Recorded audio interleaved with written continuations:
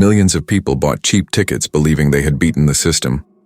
They didn't know the system was waiting for them. This airline didn't become hated by accident. It was built that way. At the start, Spirit Airlines was not hated. It was ignored. A small regional carrier flying routes most Americans never talked about, operating quietly in the shadow of giants like American, Delta, and United. Then something changed. Spirit didn't try to become better. It tried to become cheaper than anyone thought possible. And that single decision would rewrite its future. The airline industry had always followed unspoken rules. Tickets included bags, seats included space. Comfort was limited, but dignity remained. Spirit Airlines looked at those rules and saw weakness. Executives realized most passengers didn't love airlines. They tolerated them, which meant loyalty was fragile. Price could replace trust. Spirit introduced a radical idea. Strip everything down to the bone. The base fare would be shockingly low. Lower than buses. Lower than trains. Sometimes lower than fuel costs on paper. But everything else would cost extra. Bags. Seat choice. Boarding early. Printing a boarding pass. Even water on board. At first, it worked brilliantly. Headlines exploded with impossible prices. $5 fares. $10 flights. Routes competitors couldn't match without bleeding money. Spirit planes filled up fast, especially with first-time flyers. Students and families chasing deals.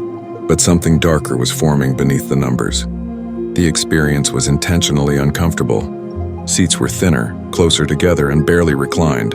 Legroom shrank to the minimum allowed by regulators. Cabins felt tighter. Noise felt louder. Tempers rose faster. Flights became pressure cookers. Spirit wasn't hiding this. Internally, discomfort was a feature, not a bug. The business model assumed passengers would hate the experience. Just enough to pay extra next time. Pay for bags.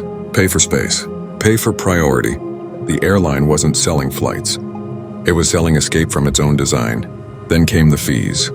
Passengers discovered their $29 ticket was never really $29 by checkout. The price doubled or tripled. Families were hit hardest.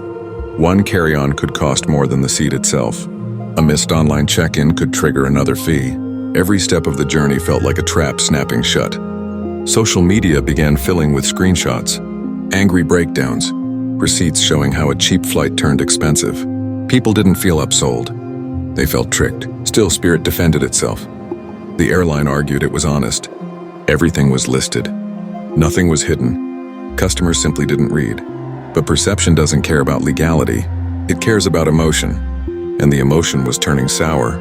Airports became theaters of frustration. Long lines at Spirit counters. Arguments over bag sizes. Gate agents enforcing rules with ruthless consistency. Overhead bins filling instantly because carry-ons were monetized. Boarding chaos. Delays cascading because low margins left no room for recovery. Then came the memes. Spirit Airlines became a punchline. Late-night jokes. Viral videos. News stories highlighting fights on board. Shouting matches at gates. Passengers duct taped to seats. Whether fair or not, the brand became associated with chaos. And chaos sticks. Other airlines noticed. Some copied parts of the model. Basic economy fares appeared everywhere. But those airlines kept one thing Spirit sacrificed: goodwill. They could still fall back on reputation. Spirit couldn't.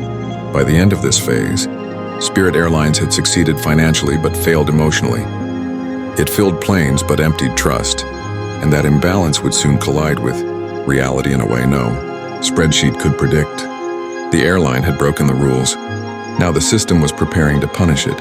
Spirit Airlines entered its next phase with confidence. The planes were full.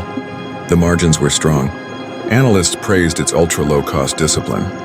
But beneath the surface, the system was under strain. Low fares leave no room for error. Every delay costs more when tickets barely cover operations. Every disruption ripples harder when staffing is lean and backup aircraft don't exist. Spirit had built a machine that worked only when everything went perfectly. Then perfection ended. Weather disruptions exposed weaknesses immediately. When storms hit, other airlines shuffled planes and crews. Spirit couldn't. One cancellation triggered a domino effect across the network. Crews timed out. Aircraft were in the wrong cities. Passengers were stranded for days. Customer service became the breaking point. Call centers were overwhelmed. Hold times stretched into hours. Rebooking options vanished. Refunds were slow. Airport staff absorbed the anger directly, becoming the face of every corporate decision passengers hated. Videos went viral showing crowds sleeping on terminal floors after Spirit cancellations, families stuck with no hotel vouchers, students missing exams, weddings missed, jobs lost. The airline insisted policies were clear. But clarity doesn't comfort stranded travelers at midnight. The brand damage accelerated. Regulators began paying attention. Consumer advocates called Spirit an example of everything wrong with modern air travel. The Department of Transportation tracked complaints, and Spirit consistently ranked near the top. Meanwhile, labor tensions rose. Pilots and flight attendants faced intense schedules with little flexibility. Morale dropped, sick calls increased, staffing gaps widened. The system strained further. Then fuel prices surged. Ultra-low-cost carriers survive on tight fuel hedging and high utilization. When fuel spiked, Spirit's cushion vanished. Competitors raised fares. Spirit couldn't without killing its identity. The math stopped working. At the same time, passengers were changing. Post-pandemic travelers valued reliability more than rock-bottom prices. After years of disruption, people wanted predictability. Spirit represented uncertainty. Even at higher cost, many chose stability over savings. Load factors softened. Revenue per passenger stalled. The fees that once drove profits now fueled resentment. The airline was trapped by its own strategy. Attempts to soften the image came too late. New bundles, slightly better seats, rebranding efforts, but reputations calcify. Once an airline becomes the worst, improvement doesn't erase memory. Then came the merger attempt. Spirit sought salvation through scale, aiming to merge with a larger carrier. The logic was simple: more planes, more routes, more resilience. But regulators blocked the deal, citing reduced competition and consumer harm. The rejection hit hard. Without a merger, Spirit stood alone in a market shifting away from its core strengths. Costs rose, demand softened, debt loomed. The stock collapsed. Headlines shifted from mockery to concern, yet the hate never faded. Every new delay reignited old anger. Every fee reminded passengers why they avoided the airline. Spirit had become a symbol, not just of cheap flights, but of how far airlines could push customers before trust snapped. And the most dangerous thing for any brand happened. People stopped being surprised. When Spirit failed, it was expected. And expectations shape reality. The airline wasn't just battling economics anymore. It was battling a story it could no longer control. No airline has been shaped by the internet quite like Spirit Airlines. The digital age didn't just expose its flaws, it amplified them until they defined the brand. Every industry has complaints. Airlines generate more than most. But Spirit's business model made those complaints visually dramatic. Gate confrontations, bag sizers, crowded cabins, overhead bin chaos. These moments were perfect for viral content. A single phone video could undo millions in marketing. Algorithms rewarded outrage. Videos titled with words like "nightmare," "never again," and "worst airline" ever spread faster than any press release. Comment sections filled with personal horror stories, reinforcing each other into collective memory. Once a narrative takes hold online, facts lose power. Spirit responded defensively. Statements emphasized transparency and choice, but transparency feels hollow when customers feel punished for not paying extra. Choice feels fake when every option costs more. Influencers avoided the airline or mocked it openly. Travel bloggers used Spirit as contrast, a cautionary tale.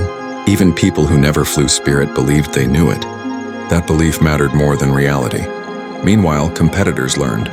They copied fees but softened enforcement. They offered credit cards, lounges, loyalty perks. Spirit had none of that. No safety net of goodwill. Then came the incidents. Fights on board. Passengers removed.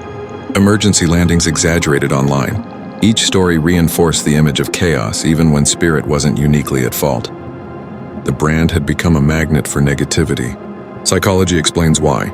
People remember negative experiences more vividly than positive ones. Spirit delivered extreme experiences on both ends. Incredible prices and incredible frustration. But only one side makes people talk. The airline tried humor, bold yellow planes, self-aware marketing, but self-awareness doesn't erase lived experience. It can even feel insulting when pain is real. Internally, pressure mounted. Employees bore the brunt of anger. Turnover increased, training costs rose, service consistency dropped further. A vicious cycle formed. Bad reputation led to stress. Stress led to worse service. Worse service reinforced reputation. Financial analysts began asking hard questions. Could Spirit survive long-term? Could ultra-low-cost work in a world demanding resilience? Or was the model fundamentally flawed? Passengers answered with their wallets. Routes were cut. Frequencies reduced. Planes flew less full. Fixed costs remained. The math tightened again. Yet the internet never forgot. Search Spirit Airlines and negativity dominates. Reviews, reaction videos, news articles, even neutral stories attract hostile comments. The brand exists in a permanent state of trial. Spirit didn't just lose customers, it lost the benefit of doubt. And in aviation, doubt is fatal. Because when something goes wrong in the sky, trust is everything. Spirit Airlines didn't fail because people hate cheap flights. People love cheap flights. Spirit failed because it asked passengers to emotionally subsidize its business model. Every fee wasn't just a charge. It was a reminder that comfort, dignity, and predictability had been removed intentionally. Over time, that message sinks in. The airline optimized for spreadsheets, not psychology. Ultra-low-cost works when expectations are aligned. But aviation isn't a bus. Flying involves fear, stress, time pressure, and high stakes. When something goes wrong, passengers don't want rules. They want help. Spirit couldn't afford help. That is the core contradiction. The very thing that made Spirit cheap made it brittle. No slack, no forgiveness, no margin for humanity. Other airlines watched and adjusted. Spirit stayed rigid. The brand became synonymous with punishment for mistakes. Whether intentional or not, could it have been different? Possibly. If fees felt optional rather than unavoidable. If customer service scaled with growth. If recovery plans existed for disruption. If the airline invested in trust as aggressively as it invested in cost-cutting. But once a brand becomes hated, logic stops mattering. People don't boycott Spirit because it's the worst airline. They boycott it because they believe it will be. That belief shapes choices, headlines, and outcomes. Today, Spirit Airlines stands as a warning. Not that cheap is bad, but that pushing customers to the edge eventually pushes them away. That transparency without empathy feels like a trap. That efficiency without resilience collapses under stress. The irony is painful. Spirit forced the industry to change. Fees spread everywhere. Comfort shrank. Prices fragmented. In many ways, Spirit won, but it paid the highest price. It became the villain of a story it helped write. And once the internet cast you as the villain, redemption is brutally hard. The question now isn't why Spirit became the most hated airline. The question is whether any airline can survive once it earns that title.